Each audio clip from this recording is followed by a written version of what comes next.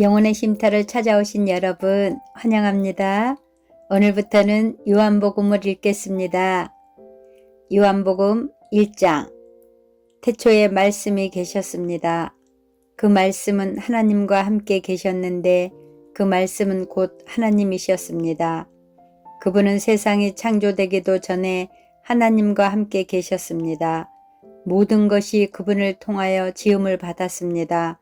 지음을 받은 것 중에서 어느 것 하나도 그분 없이 지어진 것이 없습니다. 그분 안에는 생명이 있습니다. 그 생명은 세상 사람들을 비추는 빛이었습니다. 그 빛이 어둠 속에서 빛을 발했지만 어둠은 그 빛을 깨닫지 못했습니다. 하나님께로부터 보냄을 받은 요한이라는 사람이 있었습니다. 요한은 그 빛에 대해 증언하여 자기를 통해 모든 사람들이 믿음을 얻도록 하기 위해 보냄을 받은 사람입니다.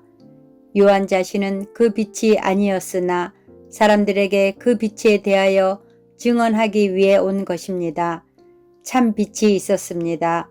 그 빛은 세상에 와서 모든 사람을 비췄습니다. 참 빛이 되신 말씀이 세상에 계셨습니다. 세상은 그분을 통하여 지음을 받았는데도 그분을 알지 못하였습니다. 그분은 자기의 땅에 오셨으나 그의 백성들은 그분을 영접하지 않았습니다. 그러나 누구든지 그분을 영접하는 사람들, 그분의 이름을 믿는 사람들에게는 하나님의 자녀가 되는 자격을 주셨습니다. 좋은 가문에 태어난 사람들만 하나님의 자녀가 되는 것이 아닙니다. 또한 어떤 사람들의 계획이나 바람에 의해서 그리고 그들의 조상으로 말미암아 하나님의 자녀가 된 것도 아닙니다. 다만 그들은 하나님 자신이 그들의 아버지라는 사실 때문에 하나님의 자녀가 된 것입니다. 말씀이 사람이 되셔서 우리 가운데서 사셨습니다. 우리는 그분의 영광을 보았습니다. 그 영광은 오직 아버지의 독생자만 가질 수 있는 영광이었습니다. 그 말씀은 은혜와 진리로 충만해 있었습니다. 요한이 그분에 대해서 증언하며 외쳤습니다. 내가 전에 내 뒤에 오시는 분이 계시는데 그분이 나보다 더 위대하신 것은 내가 태어나기 전에 존재하셨기 때문이다 라고 말했는데 이분이 바로 내가 말한 그분이다. 그분의 충만하신 것에서 우리 모두는 넘치는 은혜를 받았습니다. 그것은 율법이 모세를 통해 주어졌지만 은혜와 진리는 예수 그리스도를 통하여 왔기 때문입니다. 지금까지 하나님을 본 사람은 아무도 없었습니다. 그러나 하나님이시며 아버지 곁에 계시던 독생자이신 분이 우리에게 하나님이 어떤 분이신지를 알려주셨습니다. 요한이 증언한 내용은 이렇습니다. 예루살렘에 사는 유대인들 제사장과 레위인 몇 사람을 요한에게 보내어 당신은 누구십니까? 라고 묻게 했습니다. 요한은 그 질문에 거절하지 않고 대답했습니다. 그는 분명하게 말했습니다. 나는 그리스도가 아닙니다. 그러자 그 사람들이 요한에게 물었습니다. 그럼 도대체 당신은 누구십니까? 엘리야입니까? 요한이 대답했습니다. 아니요, 나는 엘리야가 아닙니다. 그러자 그 사람이 물었습니다. 장차 오시기로 한 그 예언자입니까? 요한은 또 대답했습니다. 아닙니다. 그러자 그들이 요한에게 말하였습니다. 그렇다면 당신은 누구십니까? 우리는 우리를 보낸 사람들에게 보고해야 합니다. 대답해 주십시오. 당신은 자신을 무엇이라고 생각하십니까? 요한은 그 사람들에게 이사야 선지자의 말씀을 인용하여 대답했습니다. 나는 광야에서 주님을 위하여 길을 곧게 만들어라 하고 외치는 사람의 소리입니다. 보냄을 받은 유대 사람들 중에는 바리새인이 보낸 사람이 있었습니다. 그 사람들이 요한에게 물었습니다.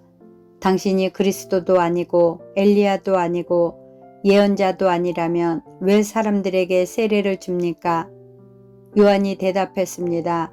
나는 사람들에게 물로 세례를 줍니다. 그러나 여러분 가운데 여러분이 알지 못하는 한 사람이 서 계십니다. 그분은 내 뒤에 오시는 분이지만 나는 그분의 신발끈을 풀 자격도 없는 사람입니다. 이 모든 것은 요한이 세례를 주던 요단강 동편 베다니에서 일어난 일이었습니다. 다음 날 요한은 자기에게 오시는 예수님을 보고 이렇게 말했습니다. 보십시오. 세상 죄를 지고 가시는 하나님의 어린 양이십니다. 이분이 바로 내가 내 뒤에 오시지만 그분이 나보다 더 위대하신 것은 내가 태어나기 전에 존재하셨기 때문이다 라고 말했던 분입니다. 나도 이분이 누구신지를 알지 못했습니다. 그러나 내가 물로 세례를 주러 온 이유는 이분을 이스라엘의 백성들에게 알리기 위해서입니다. 또 요한이 증거했습니다. 나는 성령께서 비둘기처럼 하늘로부터 내려와 그분 위에 머물러 계신 것을 보았습니다. 나 역시 그분이 그리스도이신 것을 알지 못하였습니다. 그러나 나를 보내어 물로 세례를 주라고 하신 분이 너는 그 어떤 사람에게 성령이 내려와 그 위에 머무르는 것을 보면 그 사람이 성령으로 세례를 주실 바로 그분인 줄 알아라 하고 말씀하셨습니다. 나는 그분이 하나님의 아들이신 것을 보았고 그분이 바로 하나님의 아들이라고 증언하였습니다. 그 다음 날 요한은 제자 두 사람과 함께 다시 그 자리에 서 있었습니다. 그는 예수님께서 지나가시는 것을 보고 말했습니다. 보아라, 하나님의 어린 양이시다. 제자 두 사람은 요한이 이렇게 말하는 것을 듣고 예수님을 따라갔습니다. 예수님께서는 몸을 돌려 자기를 따라오는 두 사람을 돌아보며 물으셨습니다. 원하는 것이 무엇이냐? 그들은 랍비님, 사시는 곳이 어디입니까? 라고 말했습니다. 랍비라는 말은 선생이라는 뜻입니다. 예수님께서는 와서 보아라 하고 대답하셨습니다. 그래서 두 사람은 예수님과 함께 갔습니다. 그들은 예수님께서 머무르시는 곳을 보았고 그날 예수님과 함께 그곳에 지냈습니다. 때는 오후 4시쯤이었습니다. 요한에게서 예수님에 대한 이야기를 듣고 예수님을 따른 두 제자 중 한 사람은 시몬 베드로의 동생 안드레였습니다. 안드레가 첫 번째 한 일은 그의 형 시몬을 찾은 일이었습니다. 그는 시몬에게 우리가 메시아를 찾았어 라고 말했습니다. 메시아란 그리스도를 가리키는 말입니다. 그리고 나서 안드레는 시몬을 예수님께 데려왔습니다. 예수님께서 시몬을 보시고 내가 요한의 아들 시몬이구나. 이제 너를 게바라고 부르겠다 라고 말씀하셨습니다. 게바란 베드로란 뜻입니다. 다음 날 예수님께서는 갈릴리로 가기를 원하셨습니다. 예수님께서는 빌립을 만나시자 그에게 나를 따라오너라 하고 말씀하셨습니다. 빌립은 안드레와 베드로와 같은 동네인 벳세다 사람이었습니다. 빌립은 나다나엘을 만나고는 그에게 이렇게 말했습니다. 모세가 율법책에 썼고 예언자도 기록한 그분을 우리가 찾았다. 나사렛 사람 요셉의 아들 예수님이 바로 그분이시다. 그러나 나다나엘은 빌립에게 나사렛에서 뭐 좋은 것이 나올 수 있겠는가 라고 말했습니다. 빌립은 와서 보아라 하고 대답했습니다. 예수님께서는 나다나엘이 자기에게 오는 것을 보시고 여기 참 이스라엘 사람이 있다. 이 사람에게는 거짓된 것이 하나도 없다 라고 말씀하셨습니다. 나다나엘은 예수님께 저를 어떻게 아십니까? 하고 물었습니다. 예수님께서 대답하셨습니다. 빌립이 너를 부르기 전 내가 무화과 나무 아래에 있는 것을 내가 보았다. 나다나엘은 예수님께 선생님, 당신은 하나님의 아들이시며 이스라엘의 왕이십니다. 라고 대답했습니다. 예수님께서는 나다나엘에게 내가 무화과 나무 아래에 있는 것을 내가 보았다고 말해서 나를 믿느냐? 그러나 나는 그것보다 더 큰 일을 보게 될 것이다. 라고 대답하셨습니다. 그리고 그들에게 내가 너희에게 진리를 말한다. 너희는 하늘이 열리고 하나님의 천사들이 인자 위에서 오르락 내리락 하는 것을 보게 될 것이다 라고 말씀하셨습니다. 2장 3일째 되던 날에 갈릴리에 있는 가나라는 마을에서 결혼식이 열렸습니다. 예수님의 어머니도 결혼식에 참석하였고 예수님과 그분의 제자들도 결혼식에 초대받았습니다. 포도주가 바닥났을 때 예수님의 어머니가 예수님께 이 집의 포도주가 다 떨어졌구나 라고 말해 주었습니다. 예수님께서는 어머니, 왜 저에게 이런 부탁을 하십니까? 저의 때가 아직 오지 않았습니다 라고 대답하셨습니다. 예수님의 어머니는 하인들에게 그분이 시키시는 일은 무엇이든지 하여라 하고 말해 두었습니다. 그 집에는 돌로 만든 물 항아리가 6개 있었습니다. 이 항아리는 유대인의 정결 예식에 사용하는 항아리들이었습니다. 그것은 각각 물 2-3동이를 담을 수 있는 항아리였습니다. 예수님께서 하인들에게 항아리에 물을 채워라 하고 말씀하셨습니다. 하인들은 항아리에 물을 가득 채웠습니다. 그러자 예수님께서는 그들에게 자, 이제 그것을 퍼다가 잔치를 주관하는 사람에게 갖다 주어라 하고 말씀하셨습니다. 하인들은 물을 떠서 잔치를 주관하는 사람에게 갖다 주었습니다. 하인이 떠다 준 물을 잔치를 주관하는 사람이 맛보았을 때 그 물은 포도주가 되어 있었습니다. 그는 그 포도주가 어디서 난 것인지 알지 못하였지만 물을 가져온 하인들은 알고 있었습니다. 잔치를 주관하는 사람은 신랑을 불렀습니다.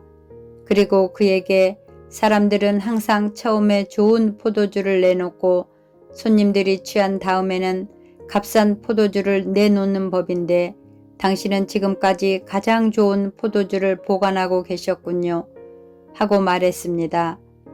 예수님께서는 이 첫 번째 표적을 갈릴리 가나에서 행하셨으며 거기서 그의 영광을 보여주셨습니다.